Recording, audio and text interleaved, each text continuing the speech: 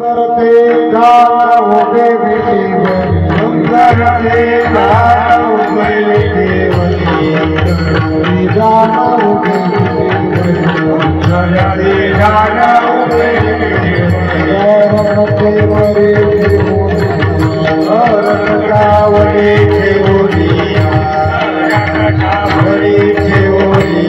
तुलसी हार गला कासे तुलसी हार गला कासे तुलसी हार गला कासे आवडे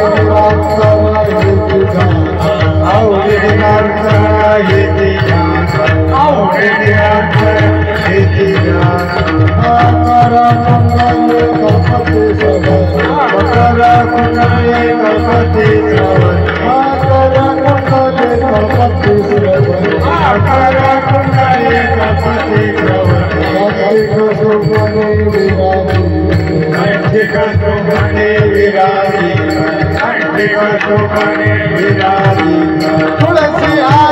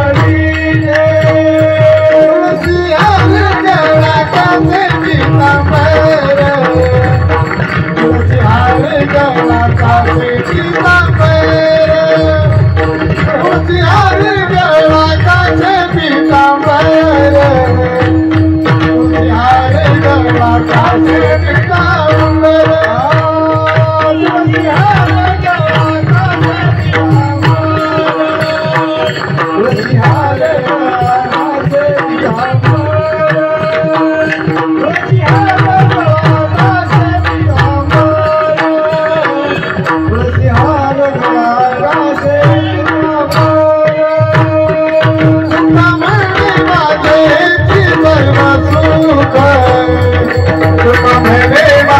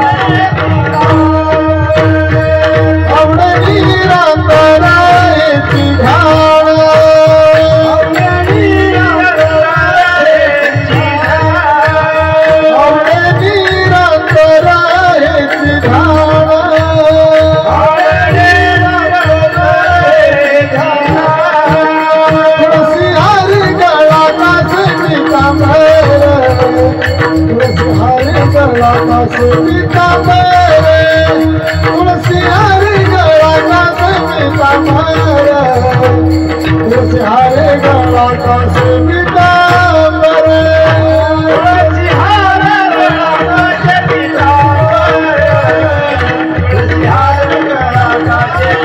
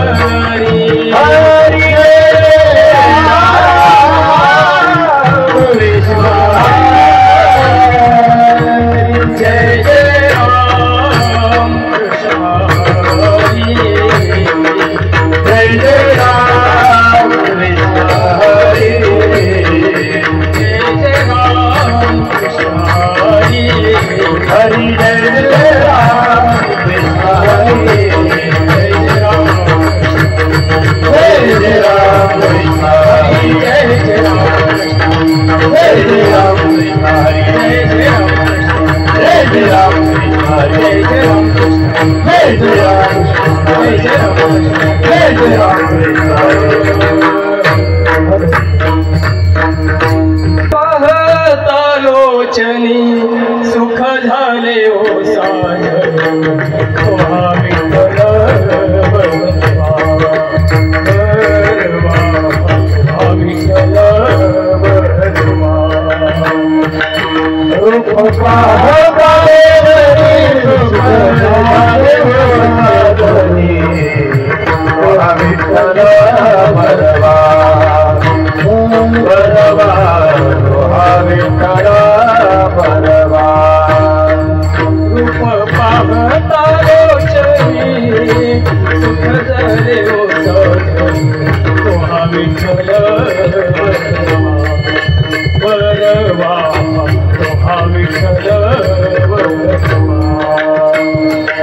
रूप पाहतालोचनी सुख झाले ओ साजनी राम तोहा विठ्ठल बरवा बरवा तोहा विठ्ठल बरवा तोहा विठ्ठल बरवा तोहा माधव बरवा तोहा विठ्ठल बरवा तोहा माधव बरवा विठ्ठल बरवा तोहा माधव बरवा तोहा विठ्ठल बरवा तोहा माधव बरवा विठ्ठल बरवा तोहा माधव तोहा विठ्ठल बरवा विठ्ठल बरवा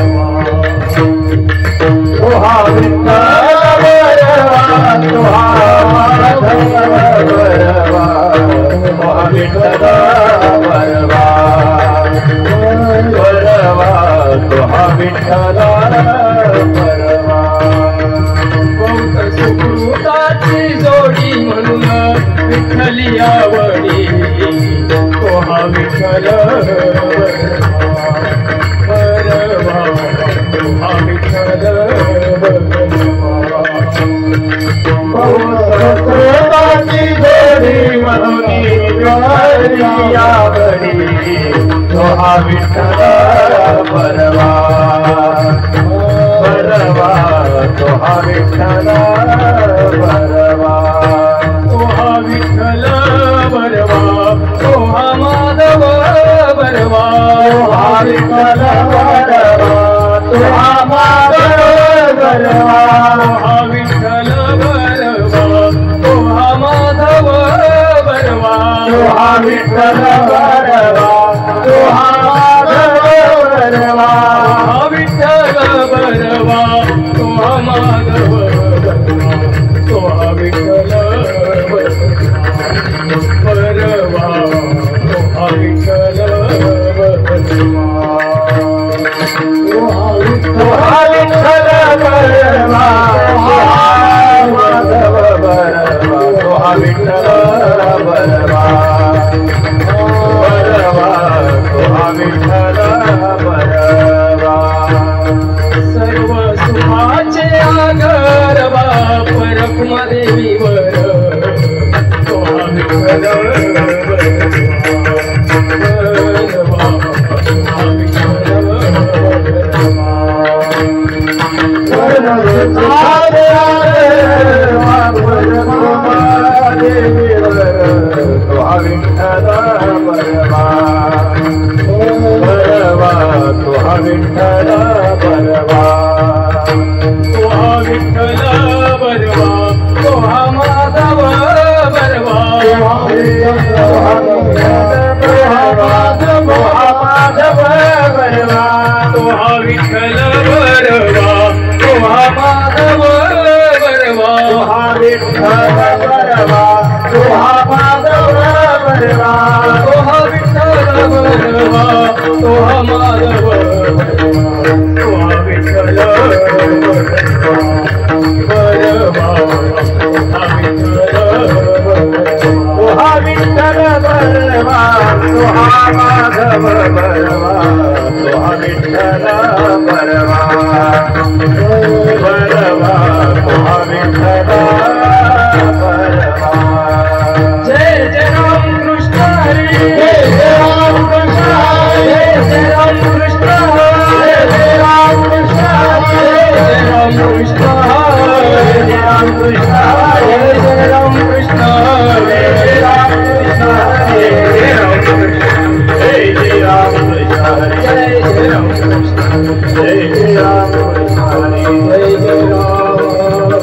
जय राम कृष्ण हरि जय राम हरि जय राम कृष्ण हरि जय राम जय राम।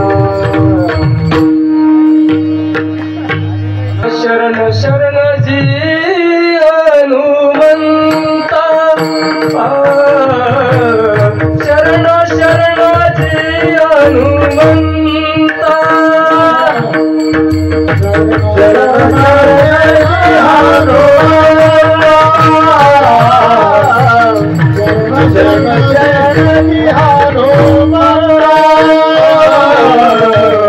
शरण शरण जी हनुमंता हनुमंता शरण शरण जी हनुमंता शरण शरण जी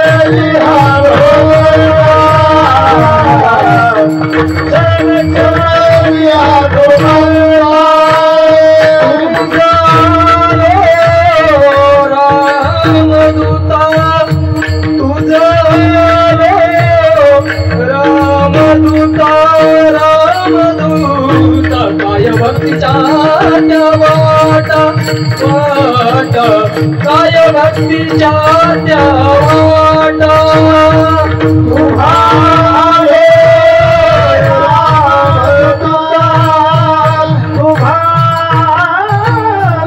राम तुमरा काय भक्तीच्या त्या वाटा वाटा काय भक्तीच्या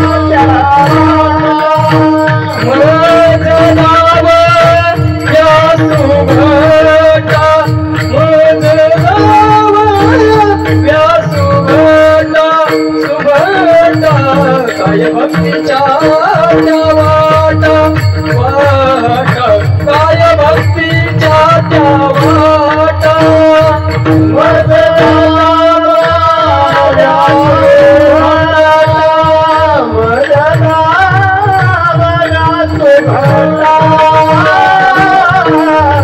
काय भक्तीच्या त्या वाटा वाटा काय भक्तीच्या त्या वाटा शूर आणि धीर धीर शूर आणि धीर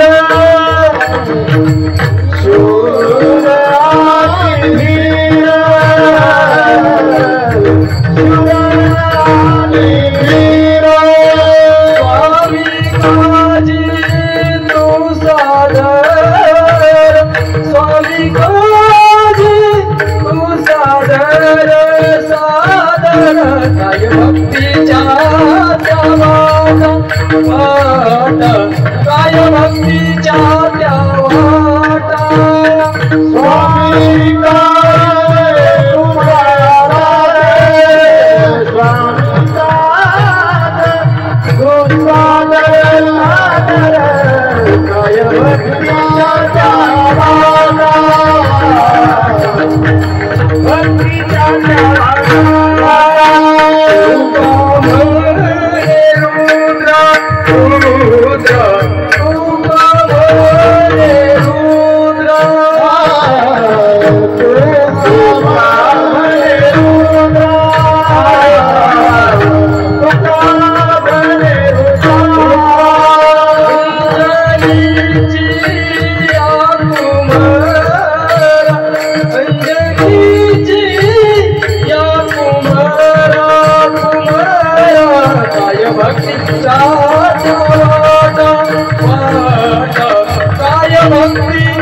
त्या वाटा वाटा काय भक्तीच्या त्या वाटा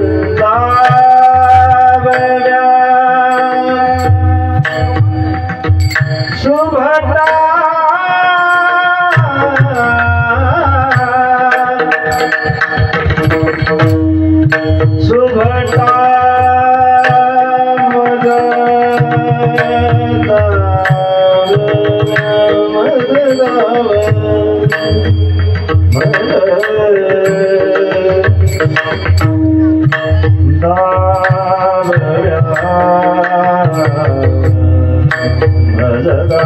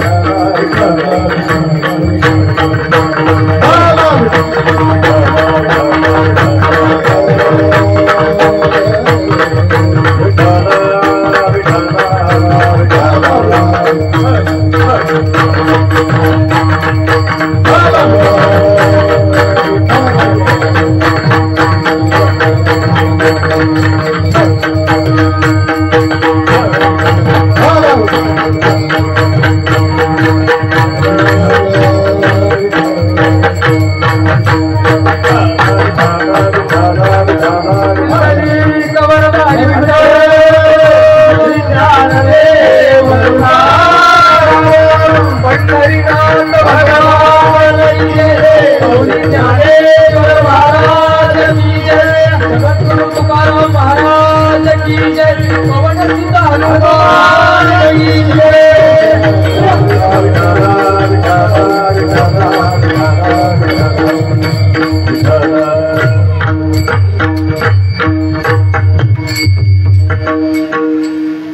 शरण शरणजी हनुमंता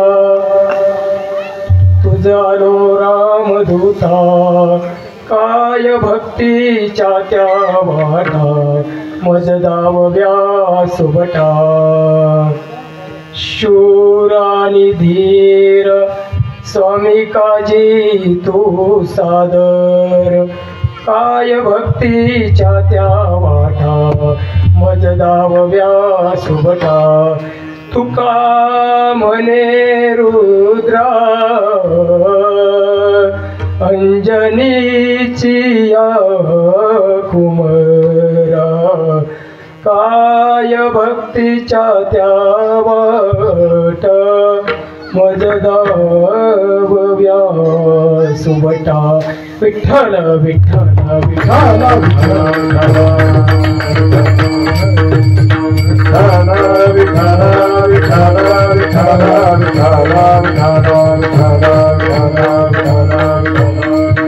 शरण शरणजी हनुमंता तुझा आलो रामदूता काय भक्तीच्या त्या वाटा मज दावव्या सुबटा आशोर आणि धीर स्वामी काजी तू सादर काय भक्तीच्या त्या वाटा मज दावव्या सुबटा तुका म्हणे रुद्र अंजनीची या कुमरा काय भक्तीच्या त्या वाटा मज दावव्या सुबटा प्रस्तुत सेवेसाठी निवडलेला अभंग जगद्गुरु तुकोबराय यांचा हनुमंतरायाचं वर्णन करणारा 4 चरणाचा सर्वांच्या पाठ्यातील असा अभंग आहे.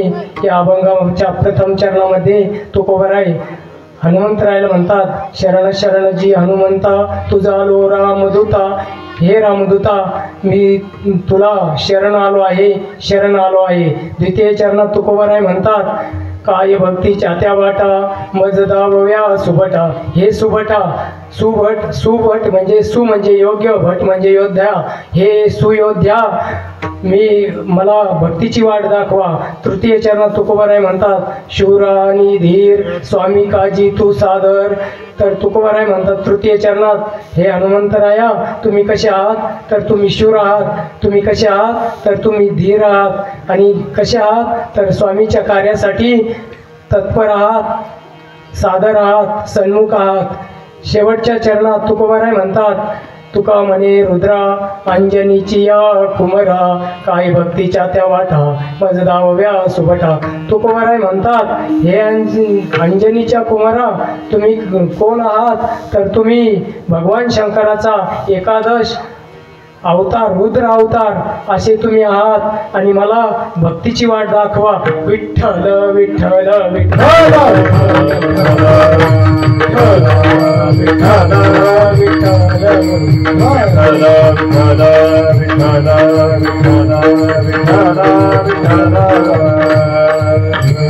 प्रस्तुत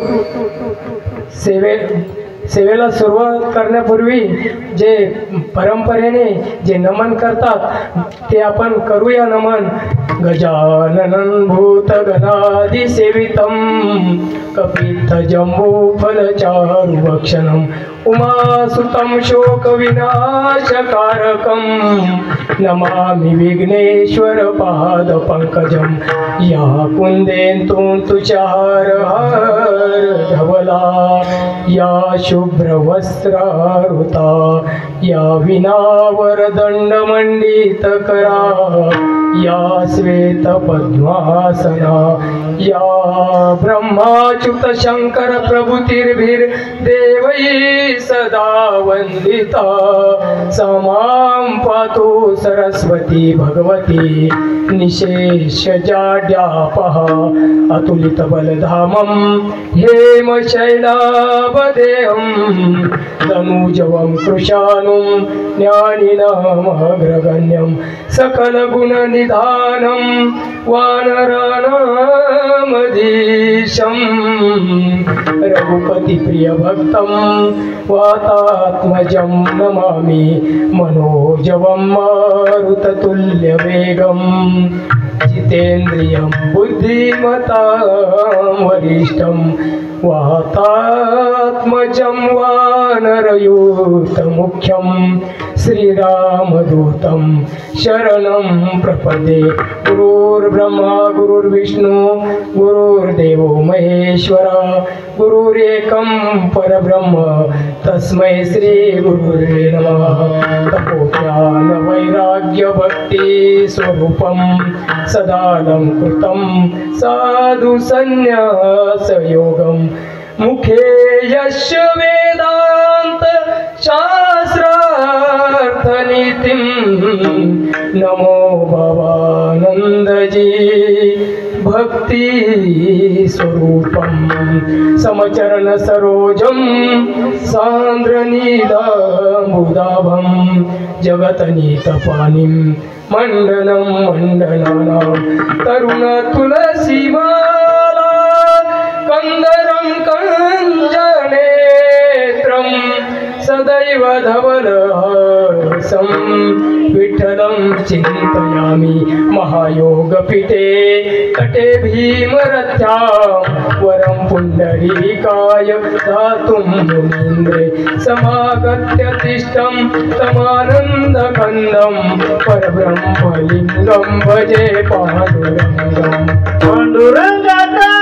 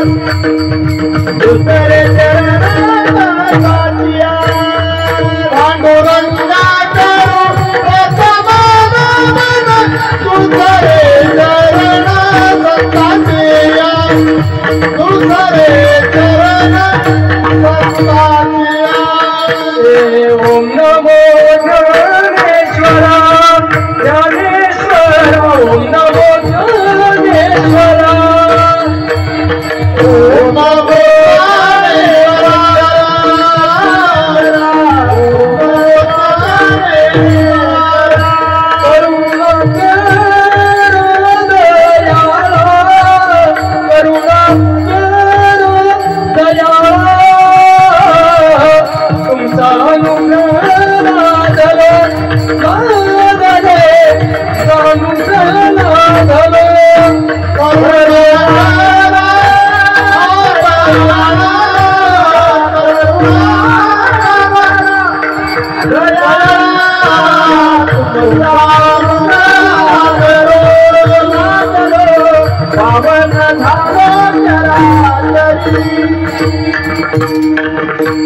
ज्ञान वैराग्य भक्ति स्वरूपं सदालंकृतं साधु संन्यास योगं मुखे यस्य वेदांत शास्त्रार्थनीतिं नमो बाबानंदजी भक्ति स्वरूपं नमो सद्गुरु तुकया ज्ञानदीपा नमो सद्गुरु सच्चिदानंद रूपा नमो सद्गुरु भक्त कल्याण मूर्ति नमो सद्गुरु भास्करा पूर्ण कीर्ती सेवेरागी सेवक धारो सेवेलागी सेवक धारो सेवेलागी सेवक धारो सेवेलागी सेवक धारो तुमच्या भागलो निज चरणा तुमच्या भागलो निज चरणा स्वामी तुकया देवा यावरील करावा मागलो निज चरणा तुमचा मागलो निज चरणा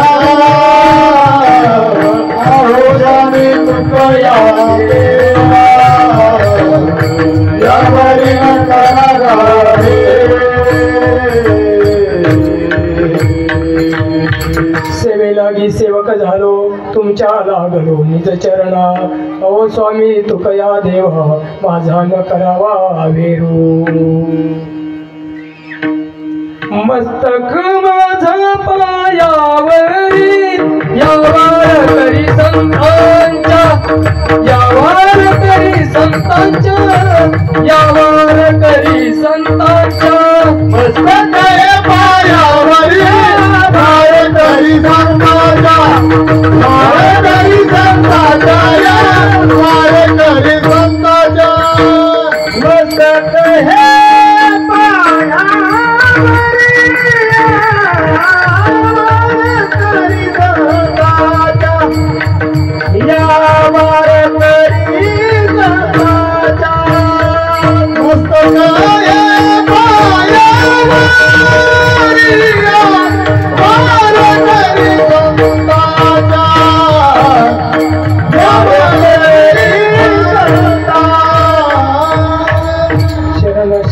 हनुमंता तुझा लो रामदूता काय भक्तीच्या त्या वाटा मज दावव्या सुभटा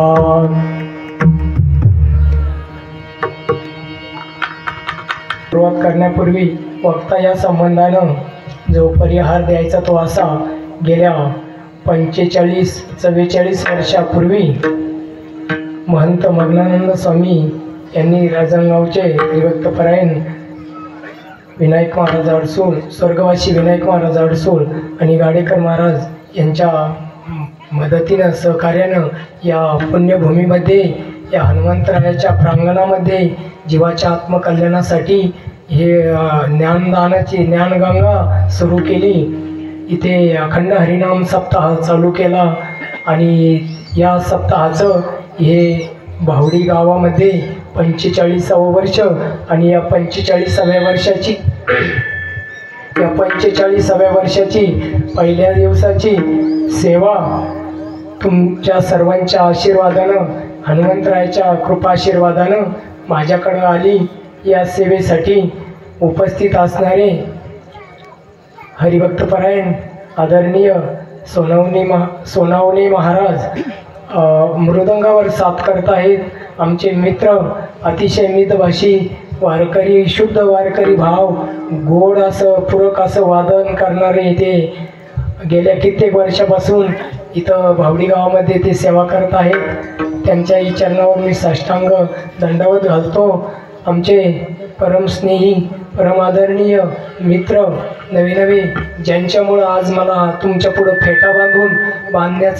फेटा बांधून कीर्तन करण्याचा योग आला त्या माझ्या हृदयस्थ मित्राच्या प्रेमामुळं मी आज तुमच्या पुढं इथं कीर्तनाला उभा आहे. असे सन्मित्र संपूर्ण महाराष्ट्रात ज्यांचा कानाकोपऱ्यात आवाज जाऊन पोचला असे आदरणीय बाळासाहेबजी महाराज पवार हे आज इथं गायनासाठी उपस्थित आहे. मी परम भाग्य समजतो. त्यांच्या चरणावर मी साष्टांग दंडवत करतो. दुसरे आपले गायनाचार्य हरिभक्तपरायण रमेश महाराज हेही त्यांना अशी उत्कृष्ट अशी चांगली साथ संगत केली आहेत आणि या गावचे भूमिपुत्र हरिभक्तपरायण धनराज महाराज कोलते गेल्या 16 वर्षापासून बघतो मी अहोरात्र या कार्याची या संप्रदायाची सेवा करणारे सर्व आलेल्या सर्व अतिथी साधू संत गायनाचार्य सर्वांचे आदरातिथ्य करून हे कार्य यशस्वीतेसाठी अहोरात्र झटणारे आमचे धनराज महाराज कोलते यांच्याही चरणावर मी साष्टांग दंडवत घालतो आणि आपले टेलर त्यांनाही मी वंदन करतो. मिठू भाऊ त्यांनाही वंदन करतो. आपले चौकदार महाराज आणि रमेश महाराज विनेकरी महाराज आणि तुम्ही बसलेले सर्व माझे श्रोते मायबाप. प्रभू तुम्ही महेशाची मूर्ती मी अर्चित से दुबळा भक्ती म्हणून जरी बेल गंगावती स्वीकाराल की असे प्रभू स्वरूप असणारे तुम्ही सर्व संत मायबाप आज मला इथं तुम्ही संधी दिली, तुम्ही आशीर्वाद दिले. मी तुमच्याही सर्वांचाच आता नाम उल्लेख कुणाचा करावं आणि कुणाचा नाही, सर्वच परिचित आहे. सर्वांच्या चरणावर साष्टांग दंडवत करतो आणि सेवेला सुरुवात करतो. विठ्ठल विठ्ठल विठ्ठल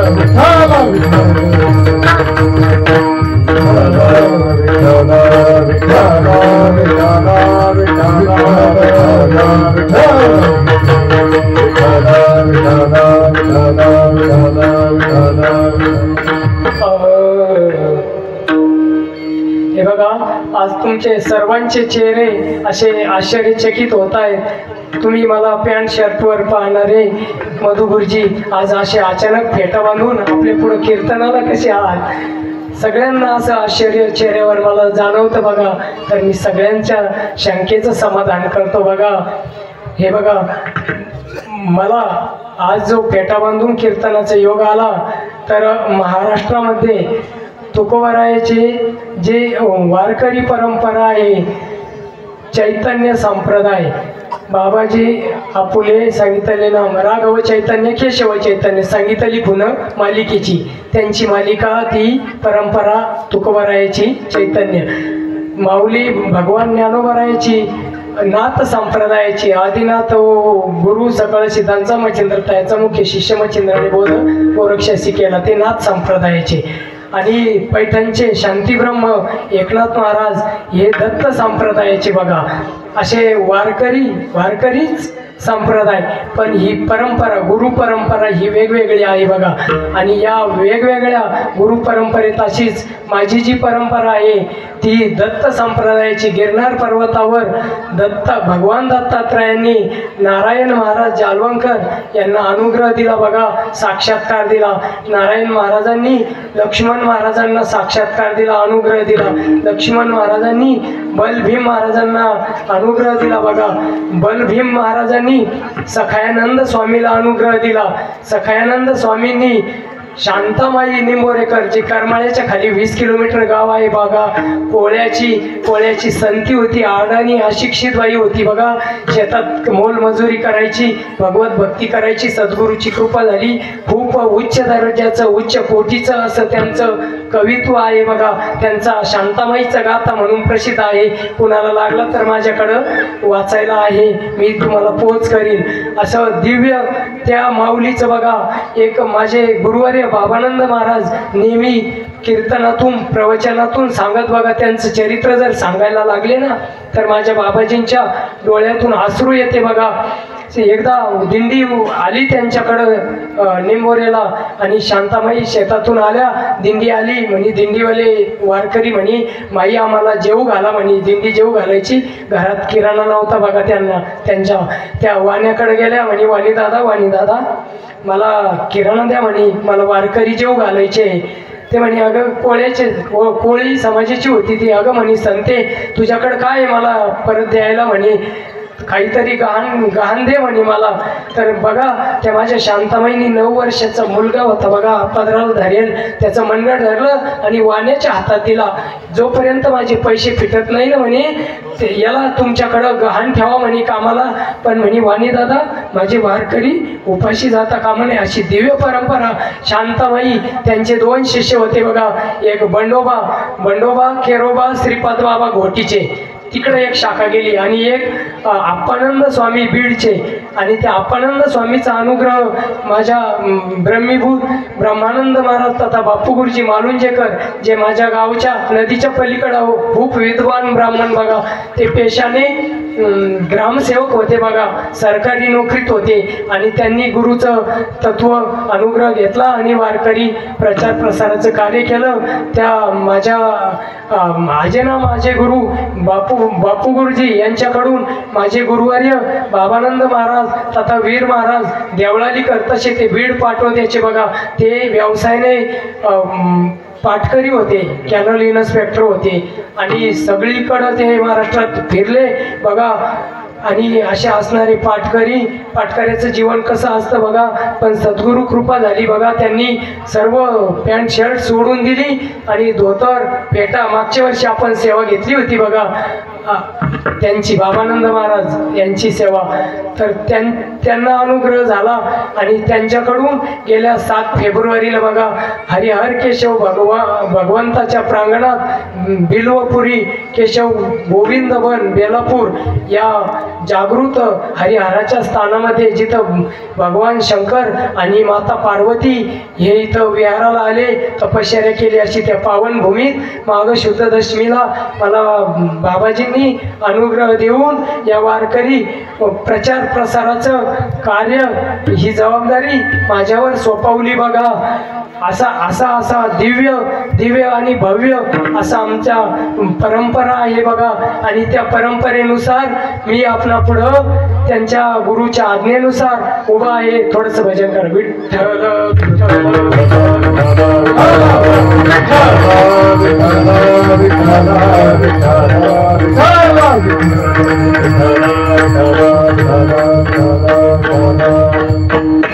मी त्या बाबतीत असं म्हणन, तैसा माऊली भगवान ज्ञानोबरायाची ओवी आहे बघा. तैसा मी अनुग्रहितू साधूचा निरूपितू ते माझा अलंकारितू भलतया परी बघा. साधूचा निरोप घेऊन मी तुमच्यापर्यंत आलो. अजून एक वाक्य माऊलीचं मी सांगन. देखे सकळ आरतीचे जी आले, आजी पुण्य यशाशी आले, हे मनोरथ माझे विजयी झाले बघा. असं या कार्यासाठी बघा माझं मी नामदेवरायाचं एक अभंग आहे बघा.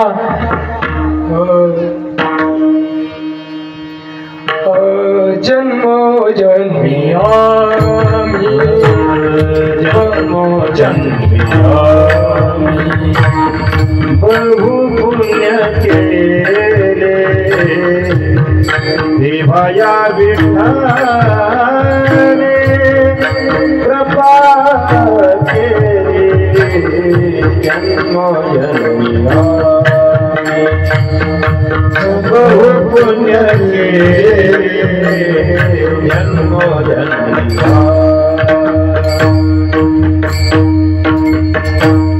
या नामदेवरायाच्या उक्तीप्रमाणे बघा मी माझं भाग्य समजतो.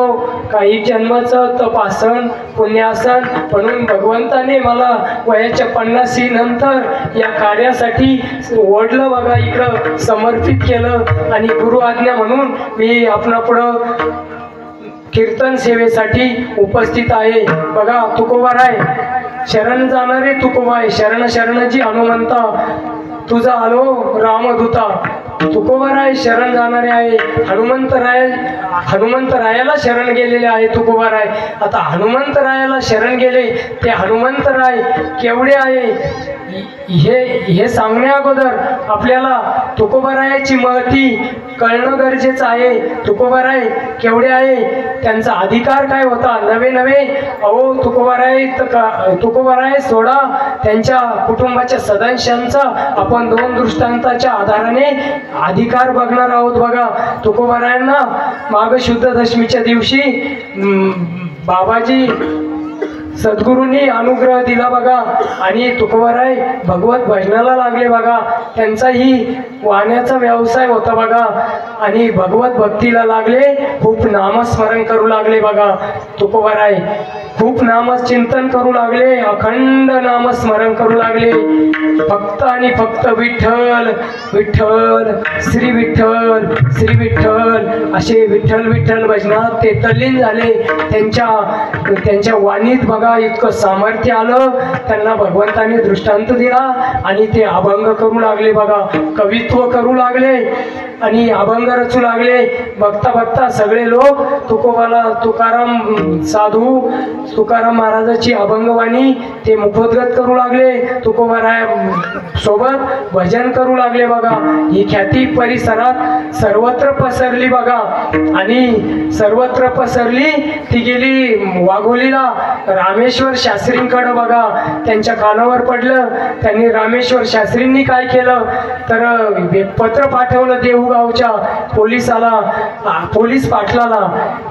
आणि पोलीस पाटलाजवळ पत्र पाठवलं, कोण तुकाराम वाणी आहे म्हणे, भजन करतो, कवित्व करतो आणि वेदाचा अर्थ प्राकृत भाषेत सांगतो म्हणे, त्याला भेटायला पाठवा म्हणे. आणि त्या शास्त्रींचा पत्र निरोप ते पाटील, देऊगावचे पाटील तुकोबारायाकडे गेले. तुकोबारायाला सांगितलं, अहो म्हणे तुकाराम, तुम्ही शास्त्रींना भेटा म्हणे, त्यांची आज्ञा आहे, तुम्ही त्यांना भेटावं. तुकोबारायांनी विणा घेतला बघा, विणा घेतला गळ्यात आणि देहूगाववरून वाघोलीकडं भजन करीत निघाले. श्री विठ्ठल श्री विठ्ठल श्री विठ्ठल श्री विठ्ठल श्री विठ्ठल भजन करत, अखंड भजन करत तिथं गेले बघा. शास्त्रीकडे गेले तर शास्त्रींच्या दारासमोर तिथं उभे राहिले, त्यांना प्रणाम केला बघा तुकोबारायांनी. आणि तुकाराम महाराजांनी त्यांनी बघितलं. शास्त्रींनी, रामेश्वर शास्त्री बोलले, तुम्हीच का म्हणे देवगावचे तुकाराम, तुम्ही म्हणे कवित्व करायला लागले म्हणे, तुम्हाला कळतं का म्हणे प्राकृत भाषेत म्हणे तुम्ही अभंग करता, त्यात वेदाचा अर्थ आहे म्हणे, तुम्ही शूद्र. त्या काळात फक्त ब्राह्मण वर्गच हा एकमेव, ब्राह्मण वर्ग आणि इतर वर्गात, इतर जमातीमध्ये जे माणसं असायचे त्यांना शूद्र म्हणून तुकोबाराय सुद्धा कुणबी म्हणून शूद्रातच ते स्वतःला म्हणून घेत होते. आणि म्हणे तुम्ही शूद्र माणसं म्हणे प्राकृत भाषेत म्हणे वेदाचा अर्थ सांगता म्हणे, अधर्म करता म्हणे, असं करा म्हणे, तुम्ही तुमच्या हे कवित्व बंद करा. तुकोबाराय म्हणे, अहो म्हणे शास्त्री बुवा, मला भगवंताने आज्ञा केली होती अभंग करायची, तर भगवंत स्वरूप मी तुम्हालाच भगवंताचं स्वरूप मानून, तुमची आज्ञा शिरसावंद मानून मी काय करतो तर अभंग करायचे थांबवतो म्हणे. पण म्हणे आता या अभंगाचं काय करायचं म्हणे ते खूप द्वेष भरलेला होता बघा रामेश्वर शास्त्रींना तुकोबारायाबद्दल.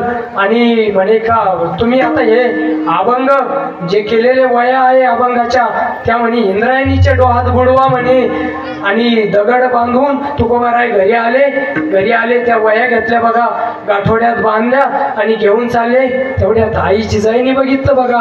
आई जिजाई बोलल्या तुकाराम महाराजांना, अहो म्हणे या वया कुठं चालवल्या म्हणे त्या रामेश्वर शास्त्रींनी या वया इंद्रायणीच्या डोहात बुडायला सांगितल्या म्हणे. असे कसे सांगितल्या म्हणे, शेण खातो म्हणे तो रामेश्वर शास्त्र्या म्हणे, तुम्ही उपाशी तापाशी म्हणे राहून आणि असं अभंग केले, भजन केलं म्हणे. आणि अशा वया खूप प्रेम होतं बघा आई जिजाईंचं तुकोबारायावरती, तुकोबारायांच्या भक्तीवरती.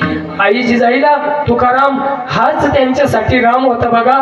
त्यांनी खूप विरोध केला पण तुकोबारायांनी त्यांचं ऐकलं नाही बघा. शास्त्रीची आज्ञा शिरसावंद्य मानून इंद्रायणीकडे गेले. बघता सारी वाऱ्यासारखी बातमी देहूगावाकडे गेली आणि देहूतले सर्व लोक तुकोबारायाच्या सोबत, खरंच तुकोबाराय वया बुडवतात का इंद्रायणीच्या डोहात, आणि त्यांनी त्या बुडवल्या बघा. आणि तुकोबाराय इंद्रायणीच्या काठावर भजन करीत तिथंच अनुष्ठान मांडलं बघा. खूप अनुष्ठान केलं बघा त्यांनी. 2 दिवस झाले, 4 दिवस झाले, 5 दिवस झाले, तरी लोक तुकोबारायांना सोडत नव्हते. जमून आले म्हणे आणि म्हणे याने वया सावकारकीच्या वया बुडवल्या, प्रपंच बुडवला म्हणे, आणि आता अभंगाच्या वया बुडवल्या, आता परमार्थ बुडवला म्हणे. देवना संसार तुका दोहीकडे चोर, असं जीवन झालं म्हणे. एखाद्याने फास लटकावला असता म्हणे. तुकोबारायांनी भगवंताचा दावा केला, भगवंताला विनंती केली म्हणे, अहो भगवंता, अहो देवा म्हणे, मी आता आत्महत्या तर काही करू शकणार नाही म्हणे, अजिबात आत्महत्या करू शकणार नाही म्हणे. पण आता तुमच्या अस्तित्वाचा प्रश्न या लोकांनी निर्माण केला, तर मी तुम्हाला अशी विनंती करतो की आता तुम्ही तुमचं अस्तित्व दाखवून द्या. भगवंतांनी ध्यानात येऊन तुकोबारायांच्या ध्यानात आले भगवंत आणि सांगितलं, तुकोबा काळजी नसावी, तुमच्या वया म्हणे मी माझ्या पोटाला घट्ट ठेवल्या आहेत, सुरक्षित ठेवल्या आहेत. आणि बघा 12-13 दिवस झाले तुकोबाराय नुसतं भगवत चिंतन करीत, शांत डोळे पडून, काही अन्न नाही पाणी नाही, असे निस्तेज वाटत होते. पण चेहऱ्यावरचं तेज कमी नव्हतं झालेलं बघा. आणि बघतो तर काय 13व्या दिवशी त्या वया लायासारख्या वर तरंगल्या.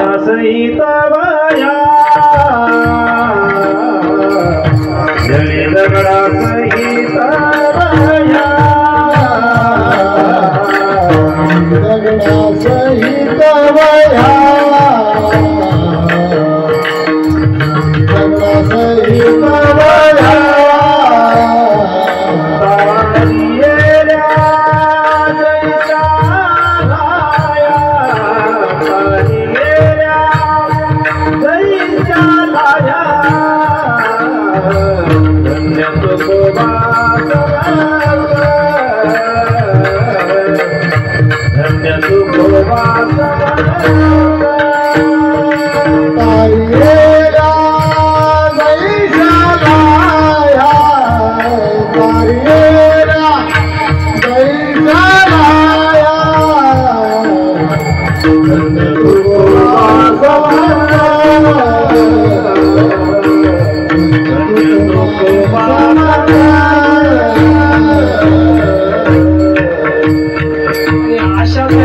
वया पाण्याच्या वरती आल्या बघा आणि पाण्याच्या वरती आल्या पोहणारी लोकांनी त्या वया इकडं अलीकडं आणल्या बघा, कडेवर तीरावर आणल्या आणि त्या वया घेतल्या.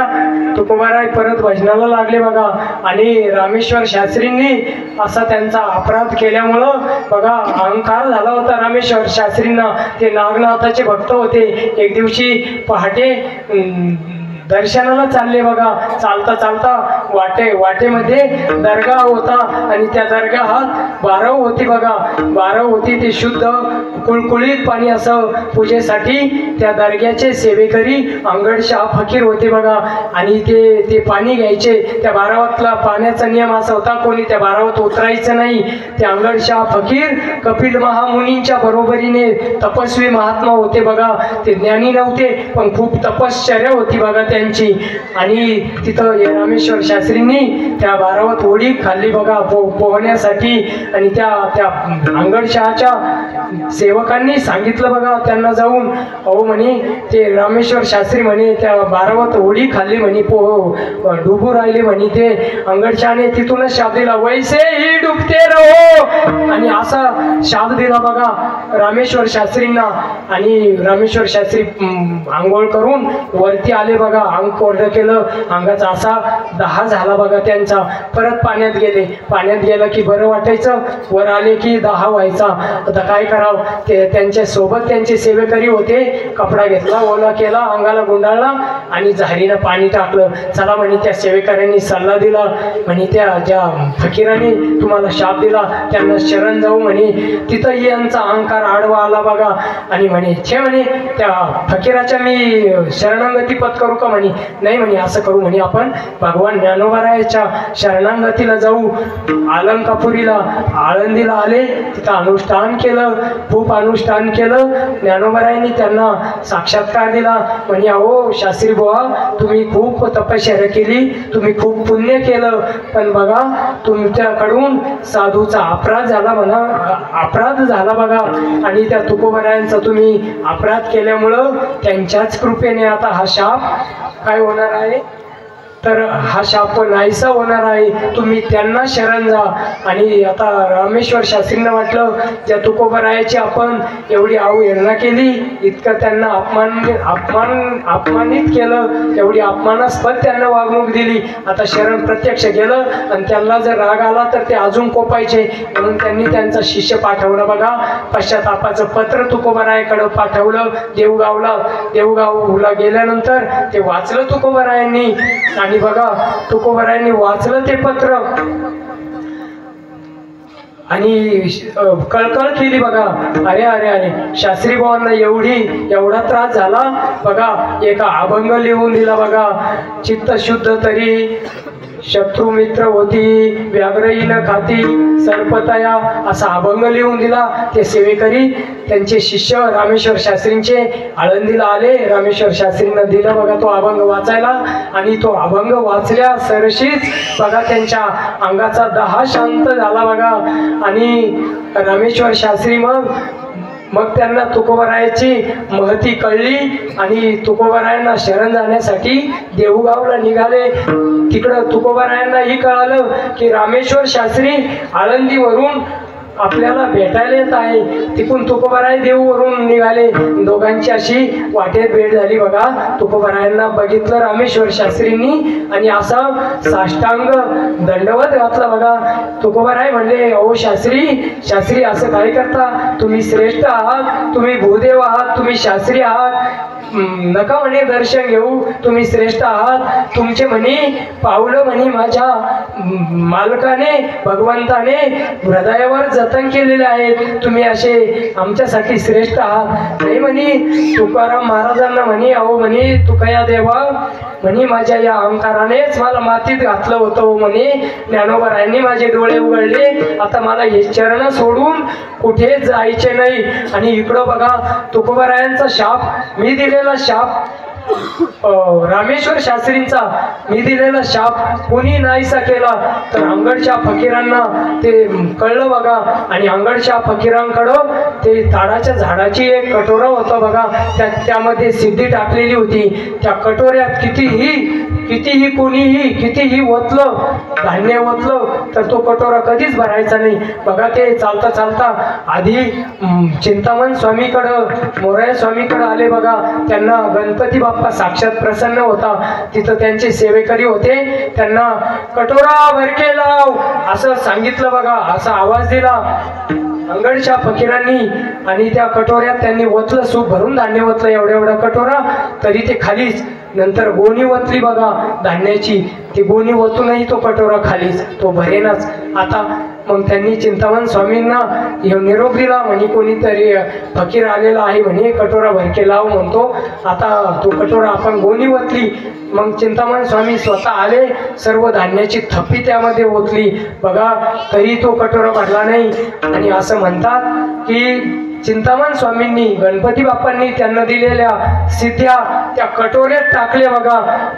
आणि मग त्यांचं दर्शन घेतलं. आणि म्हणे अहो म्हणे स्वामी म्हणे तुम्ही देहूगावला जा, तिथं तुकाराम नावाचे साधू आहेत, ते तुमचा कटोरा भरून देतील. आणि मग हे ऐकल्यानंतर अंगडशाह फकीर देहूगावला आले बघा. तिथं विचारलं आणि तुकोबा कुठं राहतात? कोणीतरी खुणावलं, तिथं राहतात म्हणे. आणि तुकोबाराय जिथं राहतात तिथं अंगणात गेले आणि आवाज दिला, कटोरा भरके लाव. आणि असा आवाज ऐकला बघा, आवाज दिला. आणि तो तिथं अंगणात तुकोबारायांची 7 वर्षाची चिमुकली होती बघा. नाव होतं भागीरथी. 7 वर्षाची चिमुकली बघा. तिनं तो आवाज ऐकला. कोणीतरी साधू महात्मा याचक आपल्या दारात आलेला आहे बघा. आणि आता काय करायचं? मग पळत पळत लुटू गेली. आई जिजाई माऊली आतमध्ये स्वयंपाक करीत होत्या बघा. आणि तिथं काठोतीतून पीठ असं वंजळ भरून घेतलं बघा भागीरथीनी अंगडशाहच्या कटोऱ्यात टाकण्यासाठी. तेवढ्यात जिजाईनी बघितलं आणि चापट हाणली बघा त्या हातावर. अशी चापट हाणली. म्हणे बाप ही उदार आणि बापाच्या पाठीमाग तू ही उदार म्हणे. चालली म्हणे घरात पीठ नाही आणि वाढायला चालली म्हणे. तशीच ते पिठाला हाताला पीठ लटकलेलं, थोडंफार काही सांडलेलं, थोडंफार हातावर लटकलेलं. आणि लुटू पळत गेली बघा. आणि ती भागीरथी त्या कटोऱ्यात हात झटकले बघा. असे हात झटकले त्या चिमुकल्या भागीरथीनी. बघतो तर काय वाळुटी सारखं असं पीठ गच्च, वाळुटी सारखं असा गच्च पिठाने तो कटोरा भरला बघा. आणि ओसंडून खाली व्हायला लागला बघा. तो कटोरा खाली ठेवला अंगडच्या फकीराने. आणि त्या भागीरथीचं दर्शन घेतलं. म्हणे तुकाराम म्हणे, अहो म्हणे असं काय करता म्हणे.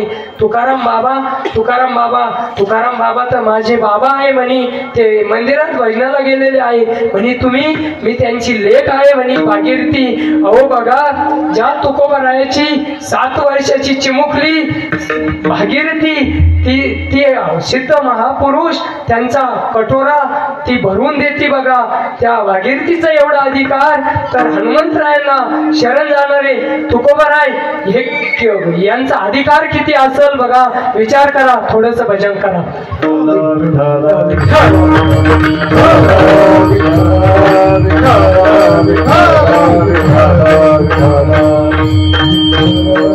दुसरा तुकोबारायाच्या संबंधानं आई जिजाईचा अधिकार आपण बघणार आहोत थोडक्यात. आई जिजाई तुकोबाराय भजन करत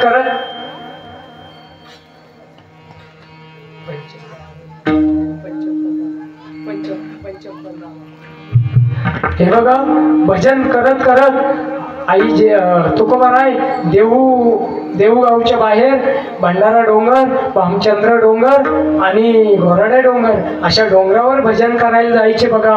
आणि एकदा गेले 7 दिवस झाले आले नाही बघा. तुकोबाराय अन्न नाही पाणी नाही. आई जिजाई काय करायच्या 3 मुलींचं ते आवरायच्या बघा.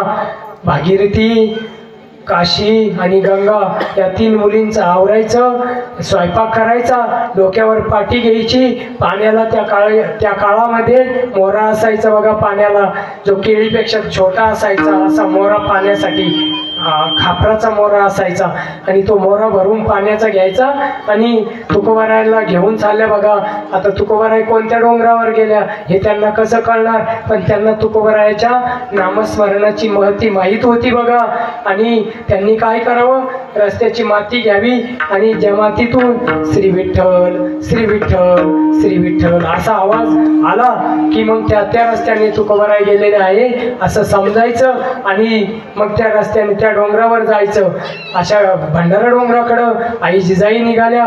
ऊन खूप होतं बघा, खूप ऊन होतं. आणि वर तुकोबाराय अजून किती वर चढायचं आहे म्हणून बघायला वर गेल्या आई जिजाई. तर करवंदाची जाळी पडलेली होती बघा. त्या जाळीचे असे सुळे काटे होते आणि आई जिजाईचं बघा पाय त्या सुळ्या काट्यावर पाडला. तो काटा आरपार असा जिजाईच्या पायातून खालून घुसला बघा आणि वर निघाला. आई ग आई मंगळाई धाव ग असं म्हणून त्यांचा जीव कासावीस झाला बघा. तो डोक्यावरची भाकरीची पाटी त्यांनी खाली ठेवली. तो पाण्याचा मोराही सांडला आणि इकडे बघू लागल्या बघा. इथं कोणी आपल्याला मिळतं का, काटा काढायला कोणी येतं का असं त्या बघत होत्या. तर तेवढ्यात एक तरुण सावळा सुकुमार गोपीचंद टिळा लावलेला, हातावर खांद्यावर घोंगडी होती, हातामध्ये काठी होती आणि असा आई जिजाईकडे आला बघा. आणि म्हणे आई आई मी काढू का म्हणे तुझा काटा. म्हणे हो म्हणे, पण नाव काय म्हणे तुझं. म्हणे माझं नाव विठू. काय म्हणे विठू, हो म्हणे बाजूला, माझ्या अंगाला अजिबात हात लावू नको म्हणे. त्या काळ्या विठ्याच्या नादी लागून माझ्या मालक नादी लागला म्हणे भजनाच्या आणि माझ्या साऱ्या संसाराचं काय केलं तर विस्कुट केलं म्हणे. माझ्या हात नको लावू म्हणे माझ्या अंगाला. अगं आई मला काढू दे ना काटा. ज्या भगवंताने विठूचं रूप घेतलं होतं बघा आणि विठूचं रूप घेतलं. एकदा द्वापारयुगात गोपीच्या चरणाची माती चाटली होती बघा आणि आता या आई जिजाईच्या चरणाची माती चाटायची होती भगवंताला. त्या निमित्तानं काटा काढायला आला. हो नाही करता आई जिजाई बघा त्यांच्या काटा काढायला त्यांना अनुमती दिली आणि भगवंताने हळूच असा आई जिजाईचा पाय आपल्या गुडघ्यावर घेतला बघा, निहाळलं बघा. आणि तो काटा फुपाट्यात होता. तो कुठं आहे भगवंत काढू शकत होते, पण त्यांनी काय केलं बघा, असा ते फुपाटा अशी जीभ बाहेर काढली बघा आणि अशी जीभ काढली आणि अशी चाटली बघा भगवंताने. पाय चाटले आई जिजाईचे, चरण रज चाटले बघा आणि तो काटा काढला, हात फिरवला बघा आणि भगवंताच्या कृपेने त्या वेदनाही थांबल्या. आणि बघा मग असे त्या आई जिजाईने ती पाटी घेतली बघा भाकरीची आणि मोरा घेतला. तो मोकळाच मोरा घेतला, पाणी तर सांडलेलं होतं. आणि विठू आणि आई जिजाई वर भंडारा डोंगरावर आले बघा. तर तुकोबारायांचं भजन चालू होतं आणि यांचा आवाज ऐकला आई जिजाईचा. त्यांची भजनातील समाधी उघडले डोळे, त्यांनी डोळे उघडले. बघतो तर काय आवली भाकरी घेऊन आली आणि पाठीमागं पाहतो तर कोण, साक्षात भगवंत. आज काय भानगड झाली, यांची युती कशी झाली. आज साक्षात पुढं आवली आणि पाठीमागं भगवंत. ते तुकोबाराय भगवंताचं बघा रूप निहाळत होतं. ते तुकोबाराय म्हणत होते राजस सुकुमार राजस सुकुमार मदनाचा पुतळा. राजस सुकुमार मदनाचा पुतळा. राजस सुकुमार मदनाचा पुतळा. राजस सुकुमार मदनाचा पुतळा. रवी शशिकला लोकरिया रवी शशिकला लोकरिया जस सुकुमार मदनाचा पुतळा जस सुकुमार मदनाचा पुतळा शशिकला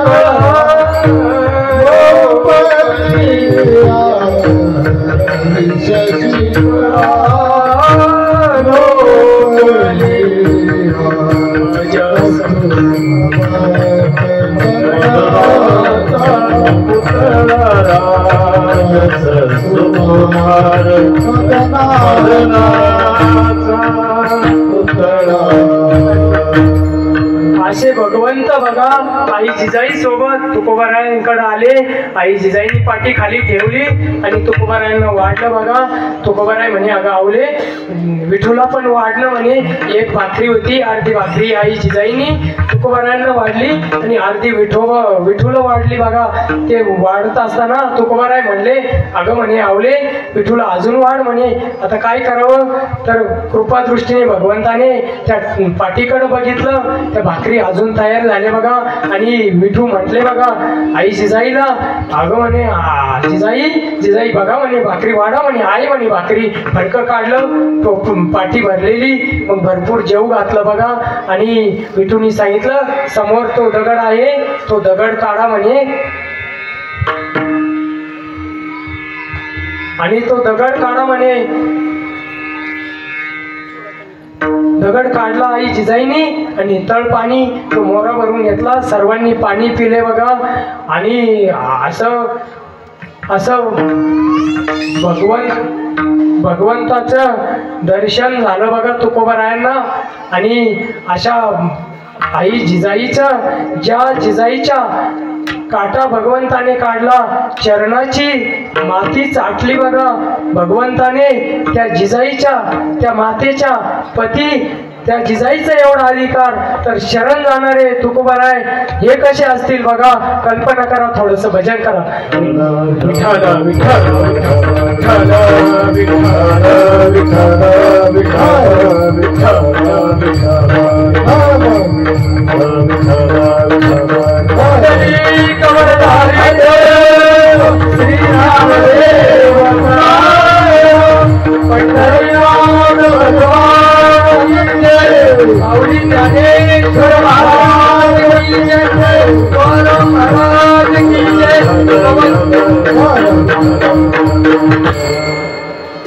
आणि तुकोबाराय हे हनुमंतरायाला शरण जाणारे आहेत बघा.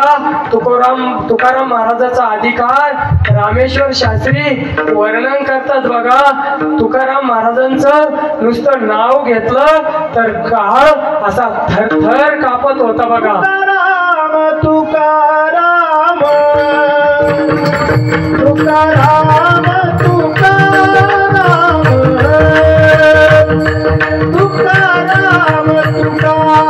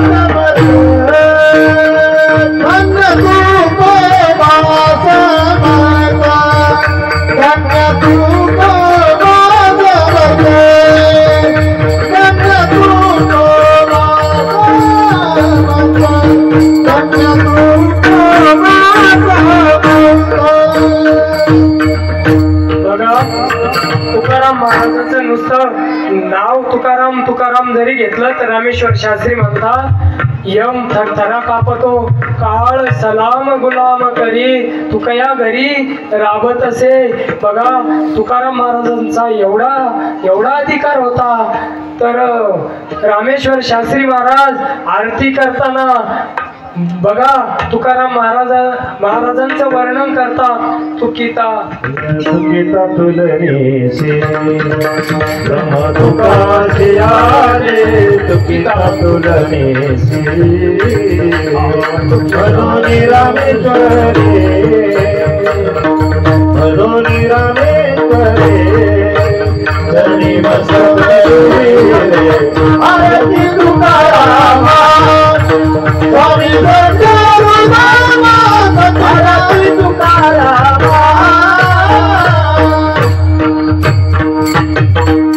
आणि साक्षात ब्रह्म अवताराला आलं बघा तुकोबारायाच्या रूपानं. आणि ते तुकोबाराय हनुमंतरायाला शरण जातात. आता आपण बघणार आहोत शरण का जातात. जे तुकोबाराय एका विठ्ठलाच्या भक्तीशिवाय कुणाला जाणत नाही, एका विठ्ठलाच्या शरणांगतीशिवाय कुणाची शरणांगती पत्करत नाही. बघा आमचा विठ्ठल प्रचंड न पाहू आणि काचे तोंड एक गाऊ आम्ही विठोबाचे नाम. असे कितीतरी उदाहरणं सांगता येईल. बघा एका विठ्ठलाच्या भक्तीशिवाय तुकोबाराय कुणालाही शरण जात नाही. आणि इथं बघा किती विशेष गोष्ट आहे. विठ्ठलाची शरणांगती सोडून बघा हनुमंतरायाची शरणांगती तुकोबाराय का पत्करत असेल. आपण थोडासा या संबंधाने विचार करणार आहोत. बघा एकदा 7व्या अवतारामध्ये त्रेतायुगात प्रभू रामचंद्राच्या अवतार कार्यामध्ये जेव्हा लंकेमध्ये युद्ध चालू होतं बघा प्रभू रामचंद्राचं आणि रावणाचं 72 दिवस ते युद्ध चालू होतं. बघा घनघोर युद्ध चालू होतं. रावणाची अशी प्रचंड राक्षसी सेना होती. इकडं प्रभू रामचंद्राचं वानर सैनिक त्या रावणाच्या राक्षसावर तुटून पडायचं. बघा खूप तुटून पडायचं आणि संहार करून टाकायचा. ते बलवान वानर होते बघा, तपस्वी वानर. आणि राक्षसांचा संहार होत होता बघा. आणि त्या राक्षसांचा संहार झाल्यामुळं रावणाला अंतस्थ भीती तयार झाली का कोणा ठाऊक आपलं हार होती की काय म्हणून ते रावण मनामध्ये घाबरला बघा. आणि त्यांनी काय केलं, त्याच्याकडं असे मोठे मोठे योद्धे होते बघा. त्याचा भाऊ होता, एक भाऊ त्याचा साधू होता बघा बिभीषण, तो चिरंजीव होता. पण हा उन्मत्त रावण बघा त्या साधूचा अपमान केला बघा. चांगला सल्ला दिला तर त्याला अपमानित करून हाकलून लावलं बघा. जगनजननी आई सीतामाता तिचंही हरण केलं. तोही रावणाने मोठा गंभीर गुन्हा केला बघा. त्याच्यासाठीही भगवंत त्याला माफ करणारे नव्हते. आणि तिसरा असा गुन्हा केला बघा, त्याचा एक भाऊ होता कुंभकर्ण, खूप बलाढ्य होता, खूप बलवान होता. आणि तो कुणाकडूनही हरल्या जात नव्हता बघा. त्याला हार ही माहीत नव्हती, पण त्याला अशी सवय होती बघा, खूप खायचं आणि खूप झोपायचं. खूप झोपाळू होता तो. त्याला सारखं खायला लागायचं आणि झोपायला लागायचं. आणि रावणाला असं वाटलं आता कुंभकर्णाला युद्धासाठी बोलावं म्हणून त्यांनी सैन्य पाठवलं. कुंभकर्णाला उठवलं तर बघा आधी उठवलं तर कुंभकर्ण रावणासमोर आला. आणि त्या कुंभकर्णाचा सुरुवातीला सात्विक भाव त्याचा जागृत झाला बघा. त्यांनी सल्ला दिला, प्रभू रामचंद्राची शरणागती पत्करायला सांगितली, आई सीता मातेला पोहोच करायला सांगितलं, पण तो उन्मत्त रावण तो काही केले ऐके ना बघा.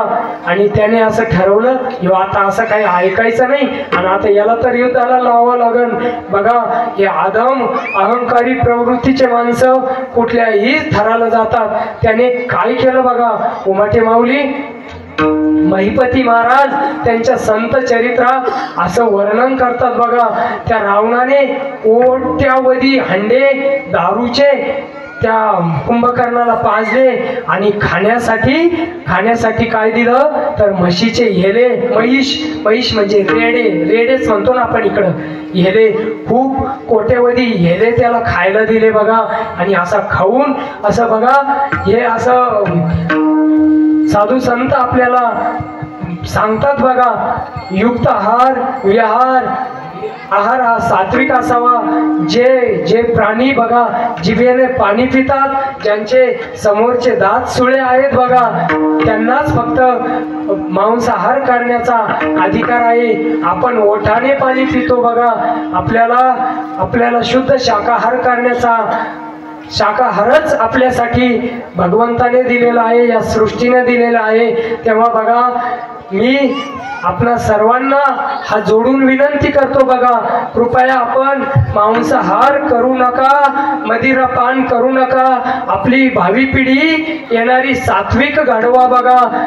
कारण आपण जर आहार चांगला घेतला तर पुढची पिढी सात्विक निघन बघा. आपण बघा जे बोकड्याचं मांस खातो बघा.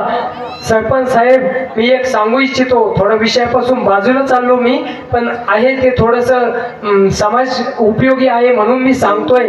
एकदा बोकड बघा शेळी व्याली की एक पाठ आणि एक बोकड होतो, जोड होती. आज वेली, आजचा दिवस गेला, उद्याचा दिवस गेला आणि परवाचा सूर्य बघितला का त्या नर बोकडाला आपली बहीण पाठ हिची ओळख नाही राहत बघा, त्याला ओळख नाही राहत. आणि असा उन्मत्त असा प्राणी तो बोकड, त्याचं मांस खायचं बघा.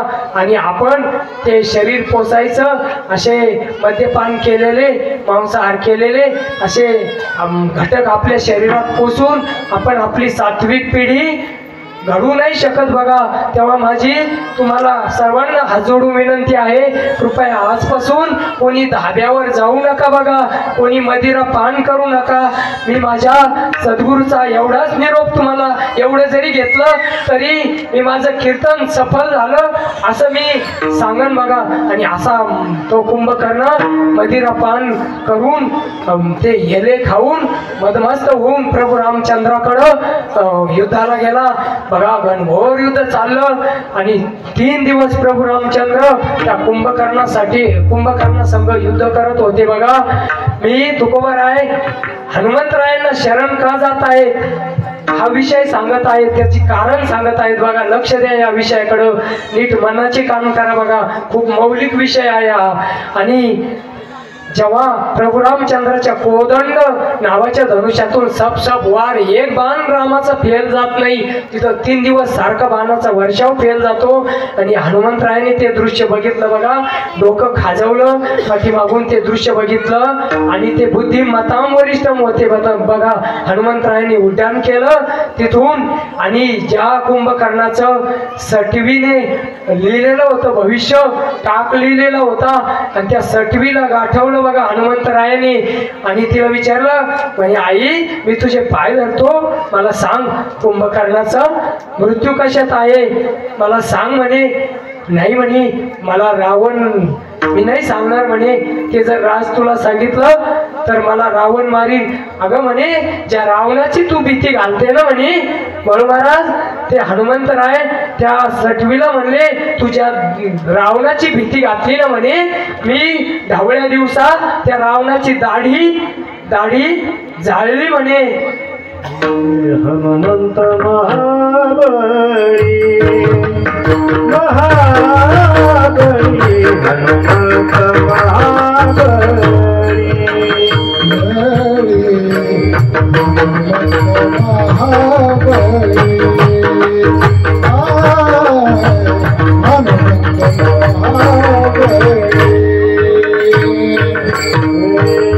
दाढी रावणाची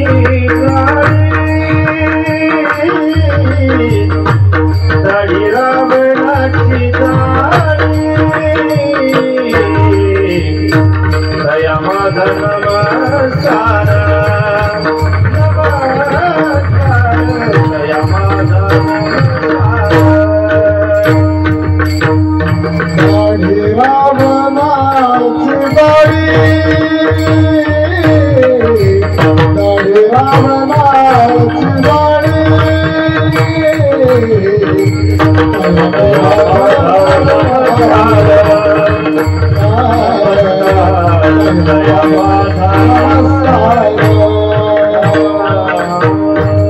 आणि अशा त्या हनुमंतरायाने रावणाची दाढी जाळली असं सांगितलं सटवीला बघा, आणि ती घाबरली आणि तिने ते राज सांगितलं बघा.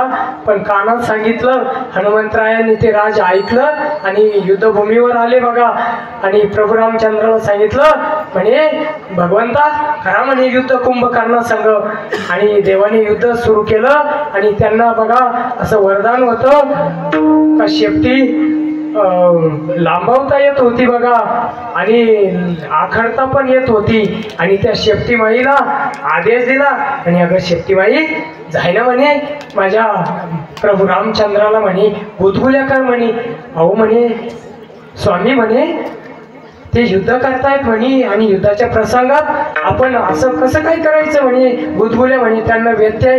अगं म्हणे ऐक म्हणे तुला मी सांगतो ना तसंच कर म्हणे फक्त गुदगुल्या कर म्हणे. आणि प्रभू रामचंद्र पाठीमागं आपल्या पाठीमागं वळून आपल्याकडे बघतील असं कर म्हणे.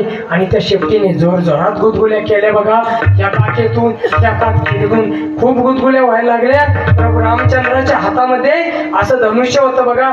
काय काय असं वळवळतंय म्हणून प्रभू रामचंद्राने असं मागं वळून बघितलं बघा. आणि असं मागं वळून बघितलं तर ती पाठ प्रभू रामचंद्राची पाठ कुंभकर्णाला दिसली बघा. आणि दुसऱ्याच बाणात प्रभू रामचंद्राने बाण सोडला बघा आणि कुंभकर्ण दुसऱ्याच बाणात धारातीर्थी पडला. आणि मग प्रभू रामचंद्राने हनुमंताला विचारलं म्हणे हनुमंता कसं काय म्हणे कुंभकर्ण 3 दिवसापासून म्हणजे मी माझा टपटप घाम पडतोय धरणी जलती म्हणे आणि कसं काय म्हणे तू मारलं म्हणे. अहो म्हणे देवा मी कशाचं मारलं म्हणे माझे तुमच्या पाठीने मारलं म्हणे. अहो त्या कुंभकर्णाला असं वरदान होतं बघा म्हणे का युद्ध करताना ज्या शत्रूची पाठ तो कुंभकर्ण बघत त्या शत्रूकडून त्याचा मृत्यू होता बघा. आणि इकडं तुम्ही सूर्यवंशातले राजे बघा म्हणे आणि सूर्यवंशातले राजे कधीही शत्रूला पाठ दाखवत नव्हते म्हणून मला गुदगुल्या करावं लागल्या बघा. तुम्हाला इकडं वळायला भाग पाडलं. तुमची पाठ कुंभकर्णाला दिसली बघा आणि कुंभकर्ण मेला बघा. आणि अशा या त्रेतायुगातल्या स्वामीला प्राणदान देण्याचं काम हनुमंतरायाने जगद्गुरु तुकोबारायाच्या स्वामीला प्राणदान देण्याचं काम हनुमंतरायाने केलं. म्हणून अभंगाच्या प्रथम चरणात तुकोबाराय म्हणतात शरण शरण हनुमंता हनुमंता चरण शरण हनुमंता शरण शरण हनुमंता हनुमंता शरण शरण हनुमंता तुम्हा आल रामा दूता तुम्हा आल राम दूता राम दूता काय भक्तीच्या त्या वाटा काय भक्तीच्या त्या वाटा तुम्हालो रामदूता तुम्हालो रामदूता काय भक्तीच्या त्या वाटा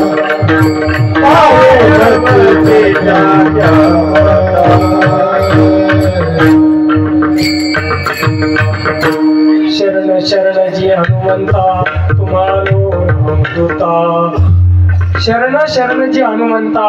त्रेतायुगात मालकाचं स्वामीचं काम हनुमंतरायाने केलं म्हणून प्रथम चरणात पहिल्यांदा शरण जातात बघा.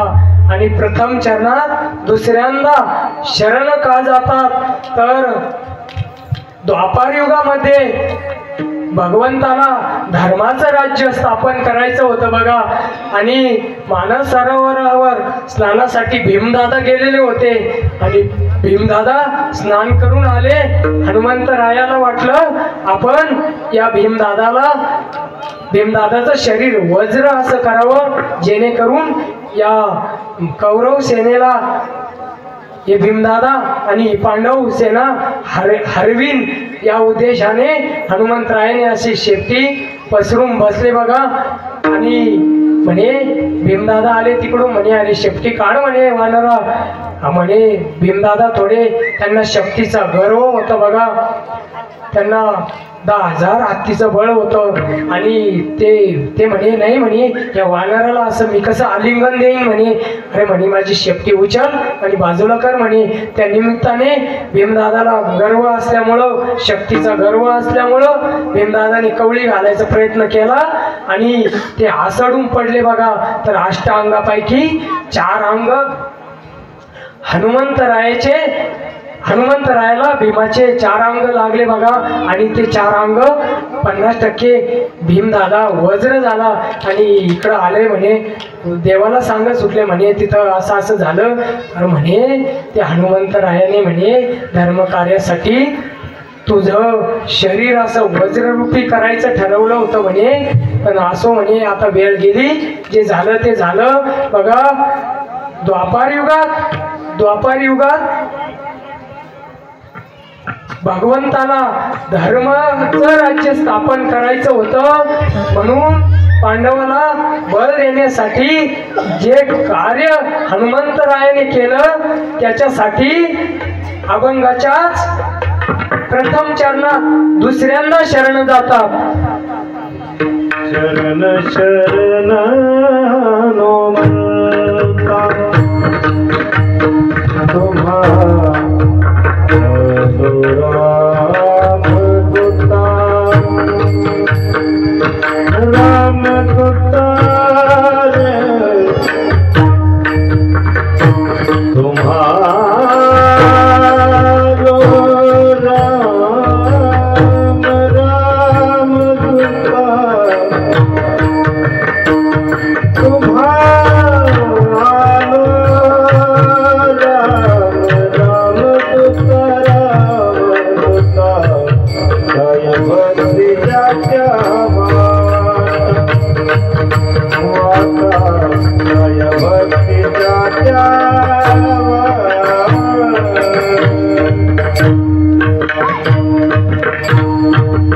आणि म्हणून दुसऱ्यांदा तुकोबराय हनुमंतरायांना शरण गेले बघा.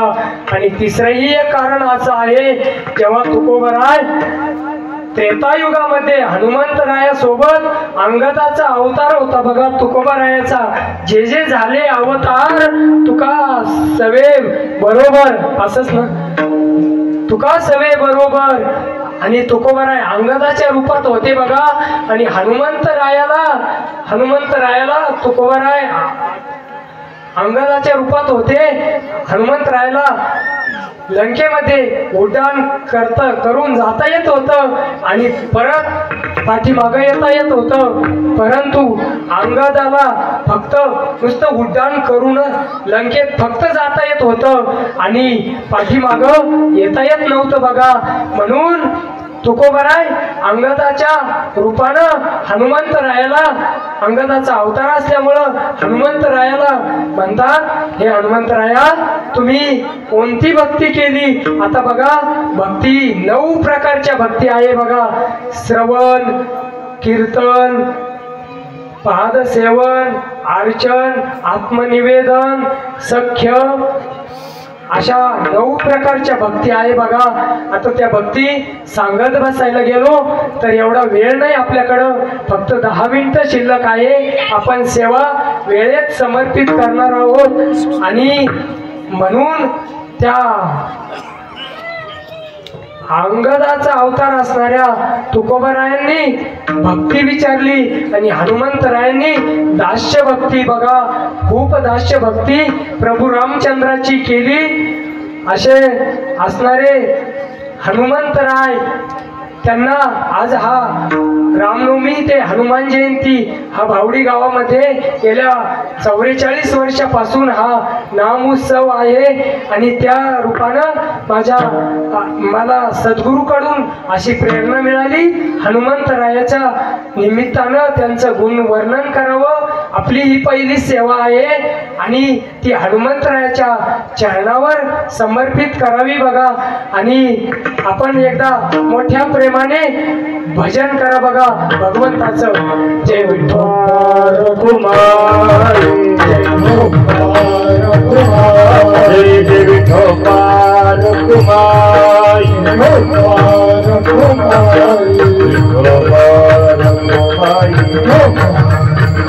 जय जय गोपाल कुमारी जय जय गोपाल कुमारी जय जय गोपाल कुमारी गोपाल कुमार गोपाल कुमार गोपाल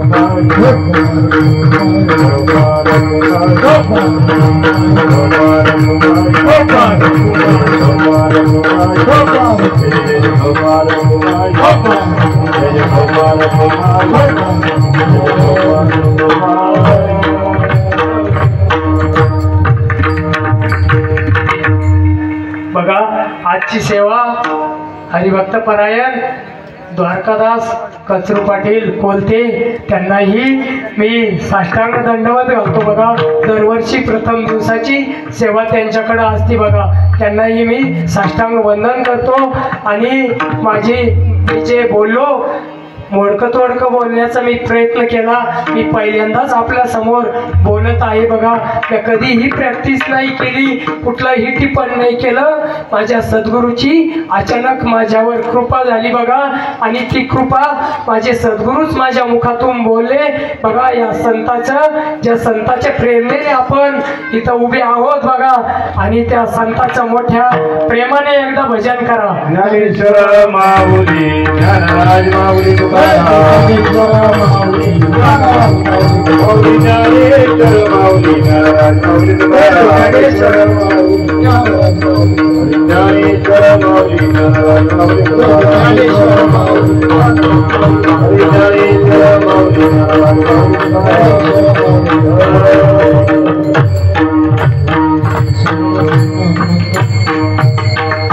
हे बघा, मला माझ्या संत माझे जे गुरु परंपरा आहे बघा ती खूप भव्य दिव्य आहे. मला तुम्हाला हसावता नाही आलं, विनोद नाही करता आले. मला फक्त एवढंच गोष्ट मी माझ्या गुरुच्या मुखातून ऐकलेली आहे. भक्ती ज्ञानाविरहित इतरा गोष्टी न कराव्या, प्रेम भरे वैराग्याच्या युक्ती विवराव्या, जेणेकरून मूर्ती ठसावी अंतरी श्रीहरीची, ऐशी कीर्तन मर्यादा आहे संतांच्या घरची. माझी गुरु परंपरा फार उज्ज्वल आहे बघा. नेवाशा संस्थांचे जे पैस खांबाला मंदिर बांधलं ना, तांबे महाराज, बंसी महाराज तांबे, महाराष्ट्रात नाव आहे बघा. माझे गुरुनाम गुरु अजय गुरु बापू गुरुजी जर दिसले ना अर्ध्या कीर्तनात तर ते गुरुजीला राहिलेलं अर्ध कीर्तन करायला लावायचे. स्वतः दंडवत घालून गुरुजीचं समोर बसून कीर्तन ऐकायचे बघा. खूप मोठी भव्य दिव्य परंपरा, कुठं मठ नाही काही नाही. पण या वारकरी संप्रदायाचं प्रचाराचं प्रसाराचं सेवा कार्य बघा माझ्या परंपरेने खूप भव्य आणि दिव्य केलं बघा. आणि आता मला सुद्धा संता लोटांगणी लाज न वाटे म्हणी. मी संताला शरण गेलो आहे, माझ्या गुरुला शरण गेलो आहे. त्यांच्या आज्ञेने मी आता तुमच्या पुढे उभा आहे बघा. मी जे काही बोललो ते माझ्या गुरुची प्रेरणा आहे. माझे सद्गुरू माझ्या मुखातून बोलले आहे बघा. वारकरी संप्रदायाच्या नियमाप्रमाणे शेवटच्या चरणाला थोडी धावती भैरवी हरिभक्त परायण बाळासाहेब महाराज पवार म्हणतील बघा. म्हणे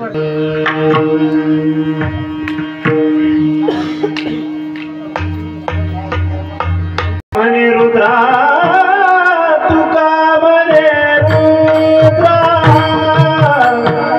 तुका म्हणे रुद्रा तुका म्हणे रुद्रा तुका म्हणे रुद्रा तुका म्हणे रुद्रा तुका म्हणे रुद्रा तुका म्हणे रुद्रा अंजनीची या कुमारा अंजनीची या कुमारा जय भक्तीच्या त्या वाटा जय भक्तीच्या त्या वाटा अंजनीची या कुमारा अंजनीची या कुमारा काय भक्तीचा वाटा काय भक्तीचा वाटा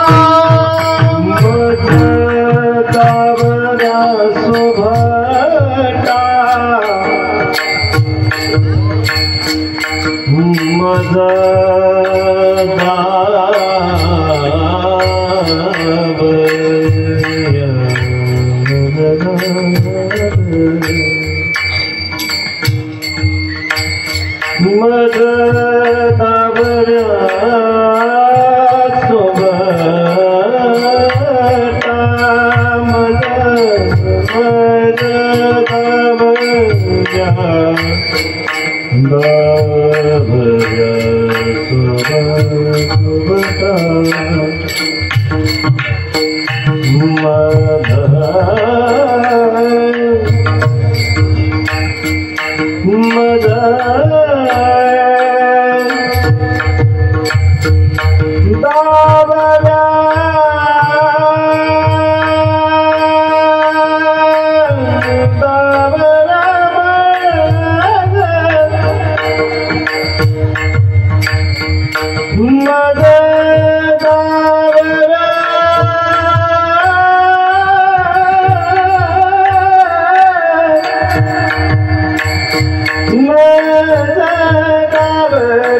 सुभटा